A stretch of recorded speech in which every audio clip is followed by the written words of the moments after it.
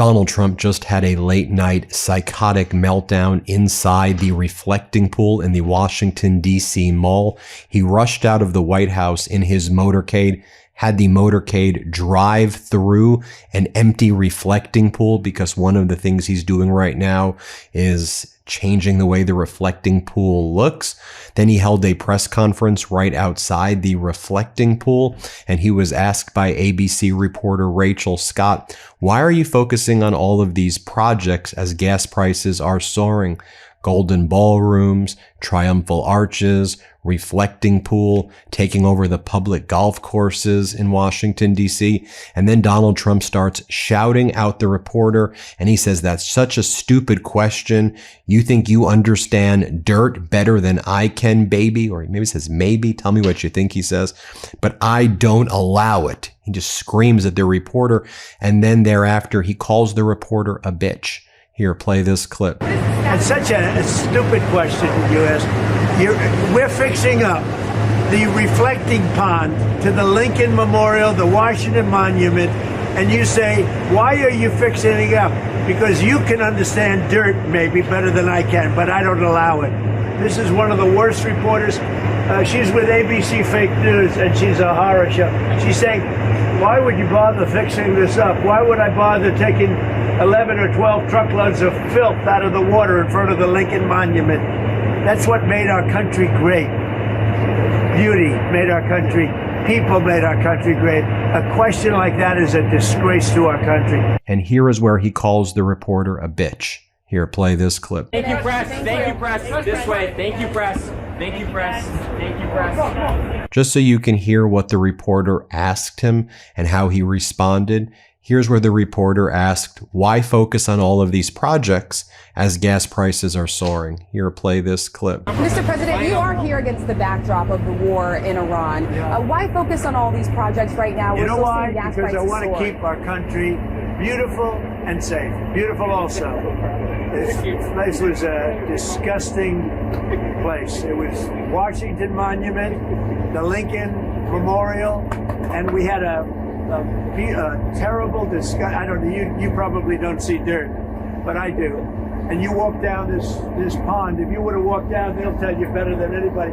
They had to take 11 or 12 truckloads of garbage out of that lake, out of that water, and it sat there for years like that. And that's not what our country is about. Our country is about beauty, cleanliness, safety, great people, not a filthy capital. Then Donald Trump starts shouting, "Gas prices are down. Have you looked? Gas prices are way cheaper." No, they're not, Donald. Last week, they were $4.11 per gallon.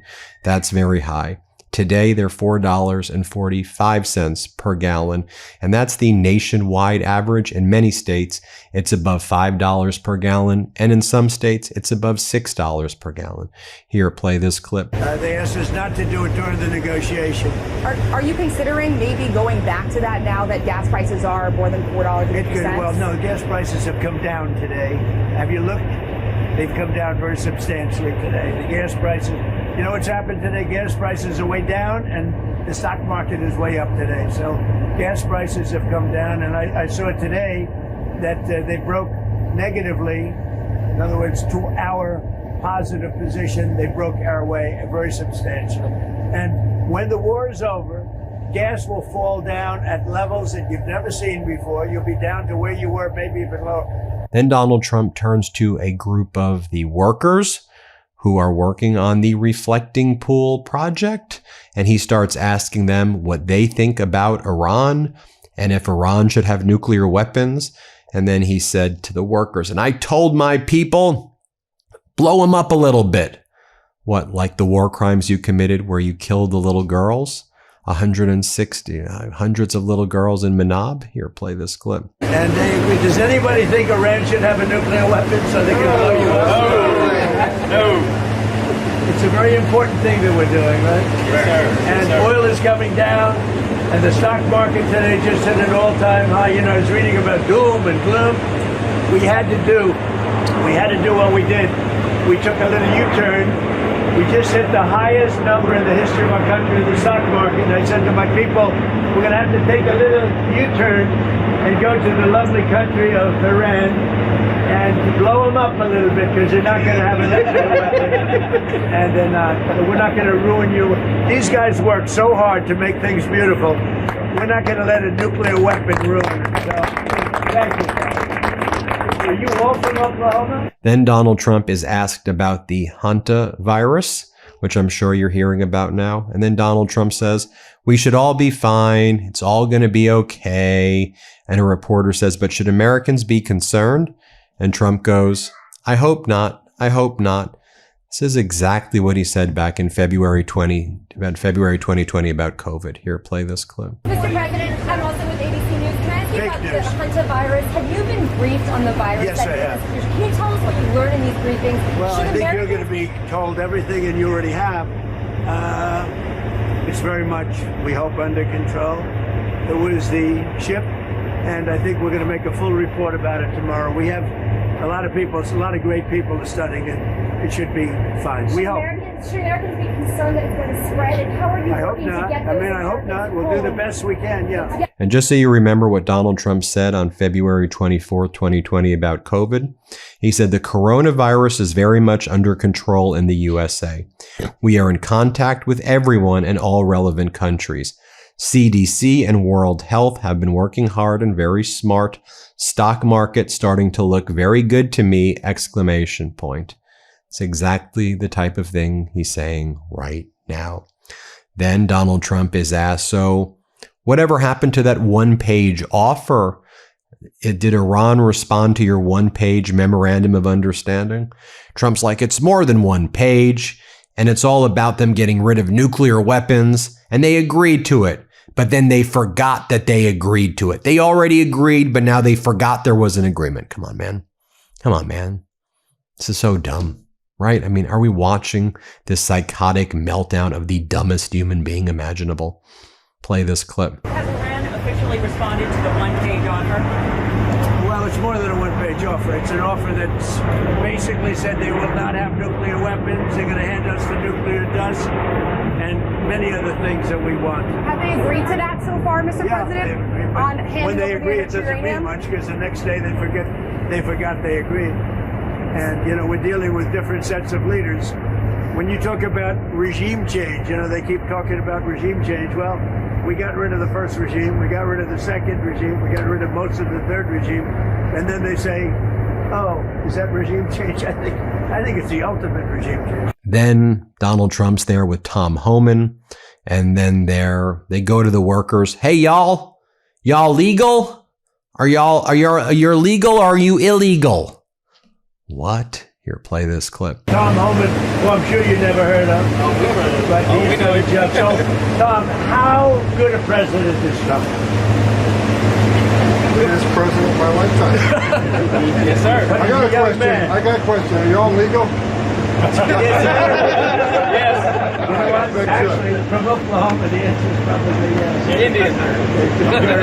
Yes, sir. Choctaw. And then Donald Trump turns to Tom Homan, the so-called border czar there, and then says, Tom, am I the best president ever? Am I the greatest? Here, play this clip. Tom, how good a president is Trump? Greatest president of my lifetime. Yes, sir. I got a question. Man. I got a question. Are y'all legal? Yes. You know what? Actually, from Oklahoma, the answer is probably yes. Indian. Then Donald Trump says that there is still a ceasefire with Iran, despite the United States striking the Qasem port, and despite the U.S. hitting targets in Iran and Iran striking back at the U.S. naval ships. Donald Trump's like, there's still a ceasefire. Okay. It sounds exactly like what he said in February 2020 about COVID. Here, play this clip. President, after these strikes, is the ceasefire with Iran still on? Yeah, it is. It's they trifled with us today. We blew them away. They trifled. I call that a trifle.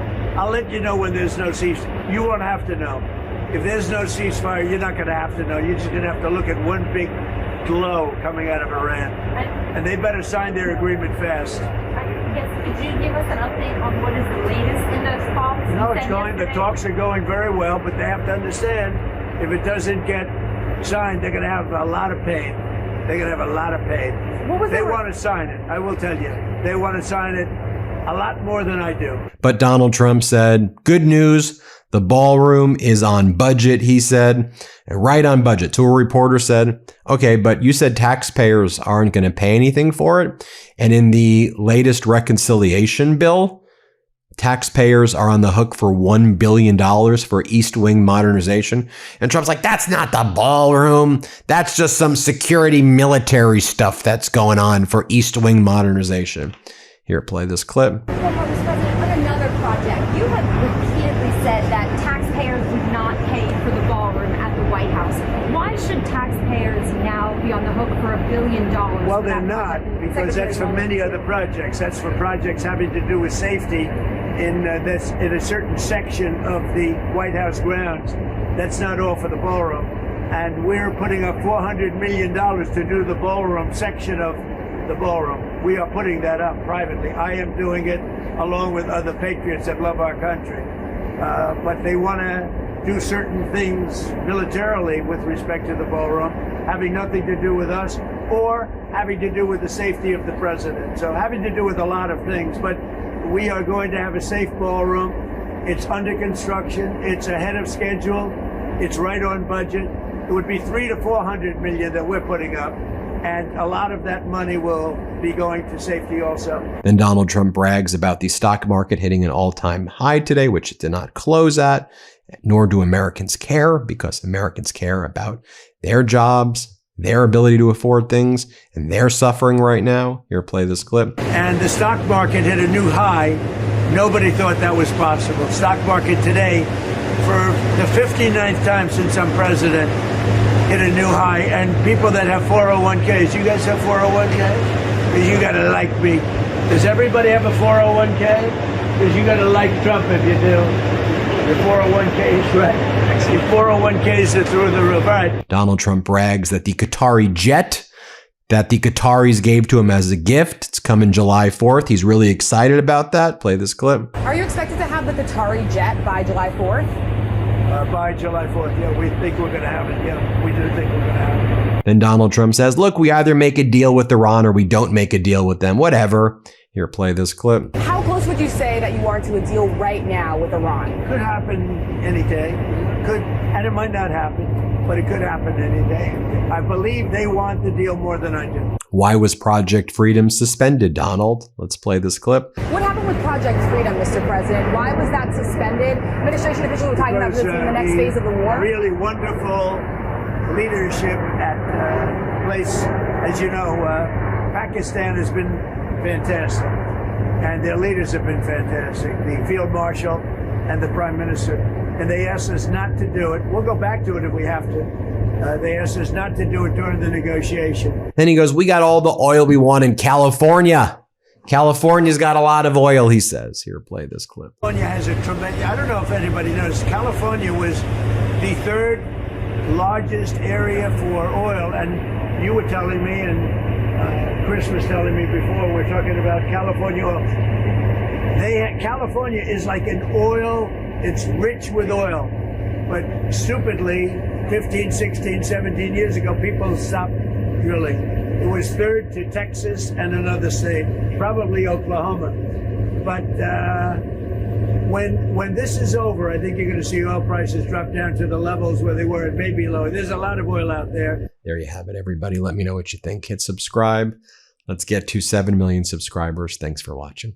Love this video? Support independent media and unlock exclusive content, ad-free videos, and custom emojis by becoming a paid member of our YouTube channel today.